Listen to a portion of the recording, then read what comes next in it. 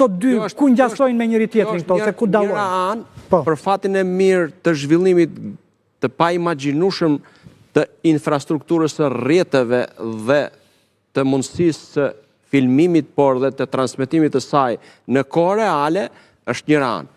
Po unë do doja të theksoja si rrallë deri tani të paktën çfarë ne kemi lexuar dhe kemi dëgjuar dhe kemi parë, në çfarë është zhvilluar një operacion kaq i koordinuar, i mirë koordinuar dhe me pjesëmarrjen e të gjithë komponentëve luftarak, do thosha. Pra, forca tokësore, forca detare, forca ajrore, që natyrisht parësore ka qenë forca ajrore dhe vazhdon të jetë në të gjitha llojet. Si janë ndërlidhur ato? Mund na i shpjegoni nga pikpamja profesionale?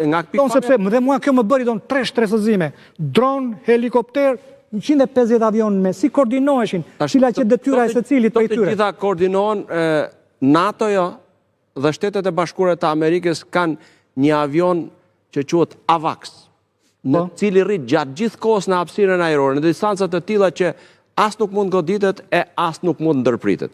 Dhe nëpërmjet saj gjithçka kombinohet e koordinohet dhe veten në njësinë reale të kohës tek komandat respektive. Pra komanda jepej nga një avion? Po, atje gjithçka që ishin aty ishin spektatorë tan Mar-a-Lago. Nëpërmjet kësaj pike kryesore ku shkon dhe shpërndahet informacioni në kohë reale. Dhe e gjitha kjo arrin që komandat respektive, si në operacion, edhe ato që janë të përqendruara deri në Ministrinë e Luftës dhe në drejtimin e Shteteve Bashkuara të Amerikës, janë gati të ndërhyjnë, të interferojnë dhe secili të di në kohë reale se çfarë duhet bëjë dhe cila është puna e tij dhe detyra e tij reale. Kjo është për mua spektakolare dhe në njësinë e kohës dhe me pjesëmarrjen e trupave tokësore, detare dhe ajrore. Natyrisht ka patur edhe një koordinim real edhe me shërbimet e fshehta që kanë marrë informacionin prej kohësh e gjatë kohës së përgatitjes që është bërë, sa ati u tha që ka qenë planifikuar, vendimi ka qenë marrë për të ekzekutuar 4 ditë më parë, por për arsye të ndryshimeve meteorologjike që nuk e krijonin një mundësi apo krijonin pengesë në realizimin perfekt të tij, atëherë u shty në kohë. Aq sa aty për të ruajtur, si i themi ne, befasinë e plot në ruajt befasia? Befasia e plot në operacion është ruajtur dhe kjo është avantazhi i madh në çdo lloj operacioni, qoftë ky special apo konflikt apo përplasje në luftra të palëve.